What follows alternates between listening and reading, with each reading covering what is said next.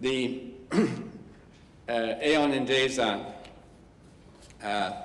and the other Aeon, the Endesa Enel operations were looked at by the European Commission. You remember that the Spanish authorities had a rather different initial view as to who the right bidders should be, and they tried to use their new Energy Commission to impose conditions on merger which we had already approved, which was a cross-border merger.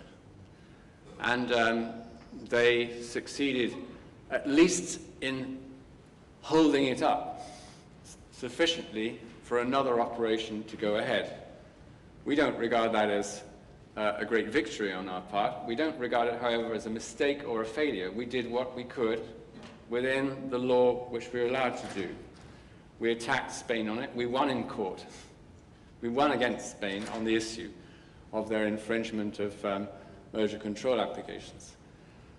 And when you look at a merger at European level, and I'll come on to some of the ones we've looked at recently, don't forget that we're not in the business of actually deciding what is the right size of a company in Europe and then telling everyone you can have 80% of this company, 20% of that. The basic rules and the competition law gives the parties the right to defend their position, and you can't impose remedies on a company which go beyond what the effects of the merger actually produce in competition terms. We would like to, in the interests of competition.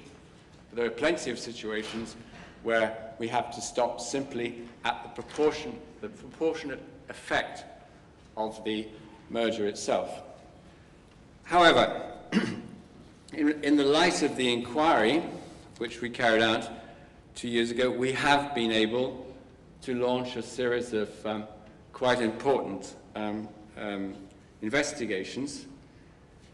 In 2007, as you know, we adopted a commitment decision in the Aeon case by which it accepted substantial remedies that structurally changed the German electricity market, the divestment of its electricity network, and a significant amount of capacity which allowed us to resolve a case which started with the, in our view, justifiable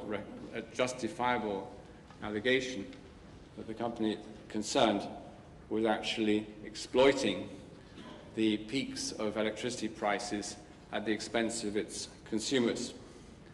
Now, this is the first time we've ever actually imposed a major structural remedy in an EU antitrust case. It's quite a significant one.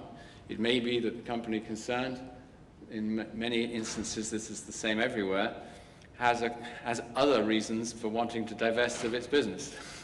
But it was done in the context of that competition decision. And more recently, with due respect to my colleague, Mr. Hartman, we've been in discussion with our RWE, which is under investigation for possible abuse of its position, notably the refusal to supply gas transmission services to third parties and a behavior aiming at lowering the margins of RWE's downstream competitors in gas supply. Now, RWE has offered commitments to divest its high-pressure gas pipeline in Germany. These were market tested in December of last year, and the Commission is about to take a decision in favor of those remedies on the basis of a favorable view from the consultative bodies of the Member States on our decision. Now, both these cases involve commitments voluntarily offered by the companies to resolve a competition problem. And on a case-by-case basis, of course, we could decide whether or not to settle or to pursue and condemn a company with fines. The commitments have the advantage of resolving a problem straight away and making markets hopefully work better without simply waiting for the effect of a sanction in terms of a fine. E.ON and Gaz de France are also under separate investigation for suspected market sharing. A statement of objections, as is in the public domain, was sent to them in 2008. Formal proceedings have also been initiated against Eni on suspected foreclosure of Italian gas supply markets, and against Gaz de France on suspected foreclosure of the French gas supply markets. A lot of these investigations are still ongoing, and obviously I can't comment on the final result. It depends also on the response of the companies, and many of their responses are in fact very constructive ones for a future competitive energy market. Now, yeah, I'll come to an end very quickly now. On mergers, I'm very interested to see on Dieter's slide mistakes again committed here by us. I seem to remember very long nights and weekends with the board of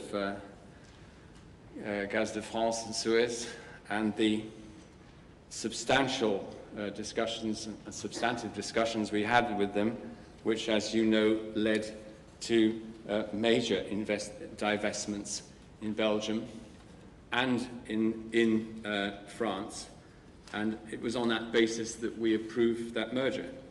You may have noticed that the OMV-MOL merger, having entered a second phase of investigation with us recently, was in fact abandoned.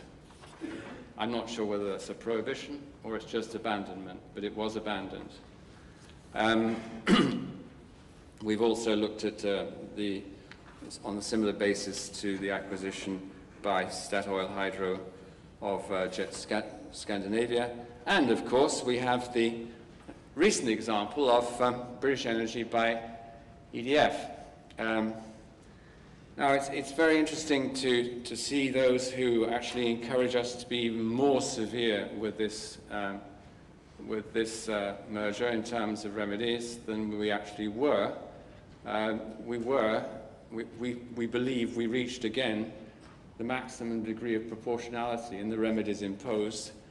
The markets concerned are not markets with a single operator on them.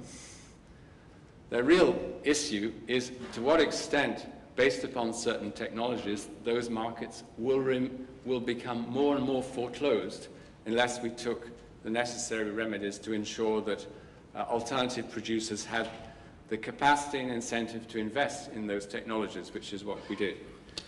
And finally, in the state aids area, you can imagine that the issues of regulated tariffs in many countries, power purchase agreements, have also frustrated entry and frustrated competition. And it's on that basis that we're trying to pursue the agenda of open and competitive markets through a portfolio of cases which is, frankly, unprecedented in European competition policy, and unprecedented as far as the comparative records of the national competition authorities to ourselves. I agree with Dieter. We are only at the beginning.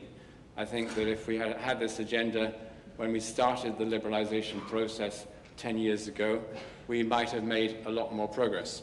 But we've got to recognize where we are, and as the French say, danser avec les filles qu'on a, and we are trying to do that.